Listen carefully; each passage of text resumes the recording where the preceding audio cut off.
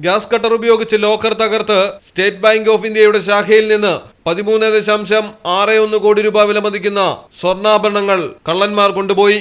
തെലങ്കാനയിലെ വാറങ്കലിലാണ് വൻ കൊള്ള നടന്നത്. പ്രതികളെ പിടികൂടാതിരിക്കാൻ CCTVയുടെ ഹാർഡ് ഡിസ്ക് അടക്കമാണ് കള്ളന്മാർ എടുത്തുകൊണ്ടുപോയത്.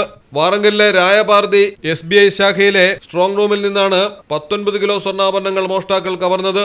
സ്വർണം ഈടായി നൽകി വായ്പയെടുത്തവരുടേതാണ് നഷ്ടപ്പെട്ട ആഭരണങ്ങൾ. ബാങ്ക് കെട്ടിടത്തിന്റെ പിന്നിലെ വാതിൽ തകർത്താണ് അകത്ത് കടന്നിരിക്കുന്നത്. മോഷണത്തിന് ശേഷം ഗ്യാസ് കട്ടർ ബാങ്കിൽ ഉപേക്ഷിച്ചാണ് സംഘം കടന്നത്.